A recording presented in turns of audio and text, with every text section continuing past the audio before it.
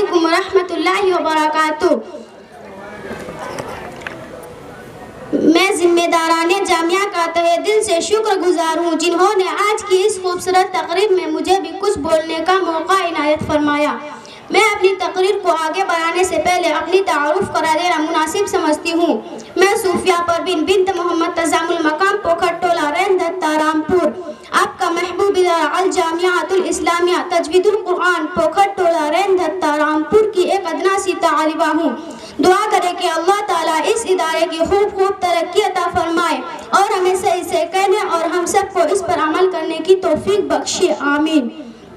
چمن اپنا وطن اپنا زمین و آسماں اپنا، چمن اپنا وطن اپنا زمین و آسماں اپنا، جہاں میں سب سے پیارا ہے ہندوستان اپنا۔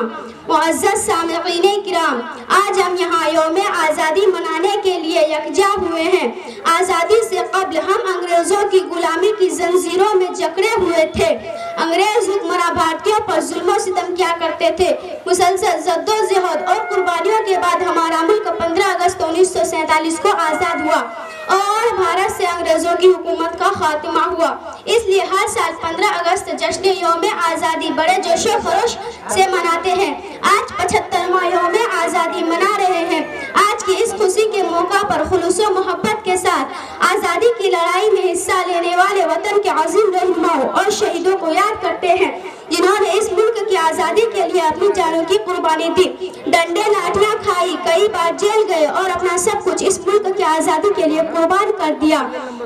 جنہوں نے اس ملک کی آزادی کے لیے اپنی جانوں کی قربانی دی، عزت محبت۔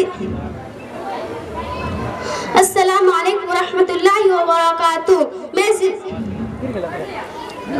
السلام علیکم ورحمۃ اللہ وبرکاتہ، وآخر دعوانا الحمدللہ رب العالمین۔